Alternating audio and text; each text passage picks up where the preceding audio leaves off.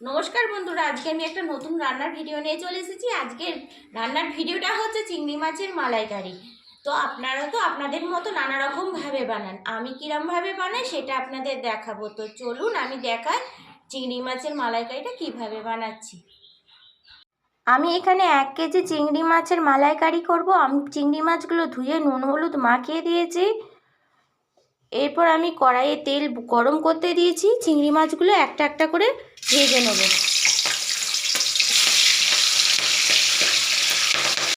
আমি ঠিক এরকম করে ভেজে নিয়েছি, খুব বেশি কিন্তু ভাজবো না, ভাজলে কিন্তু মাছটা শক্ত হয়ে যাবে। চিংড়ি মাছ ভাজার তেলেই আমি মালাইকারিটা করব। তো আমি এইখানে কিছু আমার ফোড়ন লাগছে মালাইকারির জন্য, তেজপাতা, দারচিনি, এলাচ, লবঙ্গ আর কিছু শুকনো লঙ্কা। আমি এগুলো তেলের মধ্যে দিয়ে দেবো।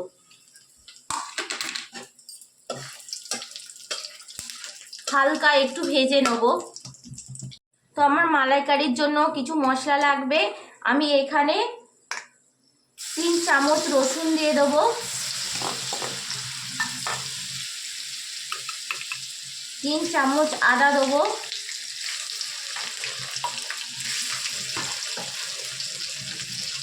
3 চামচ পেঁয়াজ বাটা,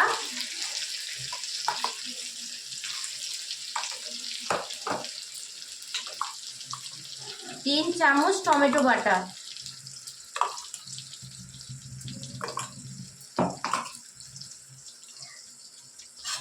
মশলাগুলো দিয়ে বেশ খানিকক্ষণ কষিয়ে নেব।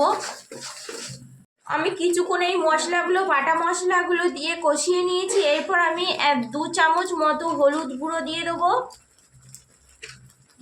আর 2 চামচ মতো রেড চিলি কাশ্মীরি লঙ্কার গুঁড়ো কালারের জন্য দিয়ে দিলাম। আর ঝাল হয় যাতে একটু সানরাইসে দিয়ে দিলাম লঙ্কা গুঁড়ো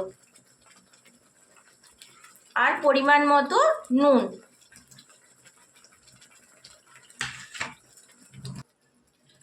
আর একটু সামান্য পরিমাণ মতো আমি একটু চিনি দিয়ে দেবো যাতে কালারটা আসে।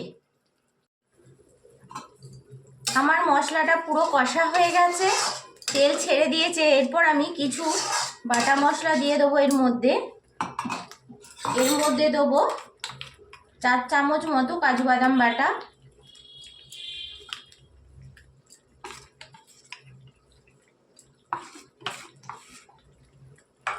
আর দেব একটু পোস্ত বাটা।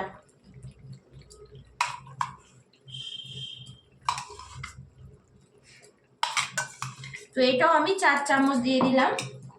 আমি এতে মগজদানা দেব না, দিয়ে এটা আমি ভালো করে এর সাথে কষিয়ে নেব।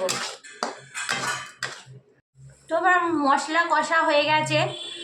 এবার আমি পরিমাণ মতো জল দিয়ে দেবো। জল দিয়ে একটু নাড়াচাড়া করে নেব।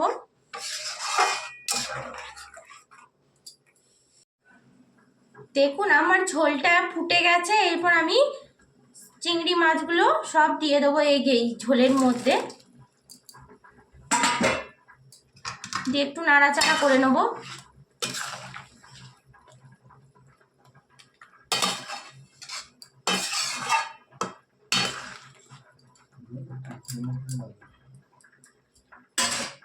আধ ঘন্টা বাদে এটা নামাবো, তখন আপনাদের দেখাবো। তো আধ ঘন্টা বাদে আমার ঝোলটা পুরো শুকিয়ে গেছে, কাই কাই হয়ে গেছে। আমি এর মধ্যে নারকেলের দুধ রেখেছিলাম 1 বাটি, তো আমি নারকেলের দুধ দিয়ে দিলাম। নারকেলের দুধ দেওয়ার পর আমি 5 মিনিট রেখে দেবো হালকা স্টিমে।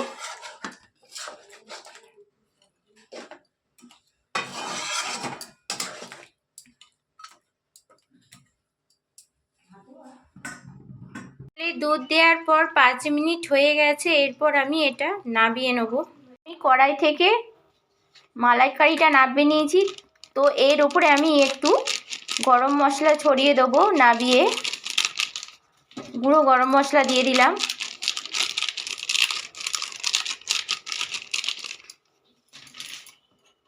আর 1 চামচ পরিমাণে একটু ঘি দিয়ে দেবো।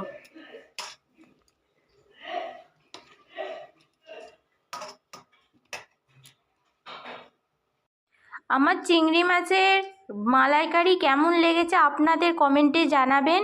আর আমার ভিডিওটা ভালো লাগলে লাইক করবেন, আর ইউটিউব থেকে যারা দেখছেন চ্যানেলটা সাবস্ক্রাইব করবেন, আর ফেসবুক থেকে যারা দেখছেন তারা আমার চ্যানেলটা ফলো করে আমার সাথে থাকবেন।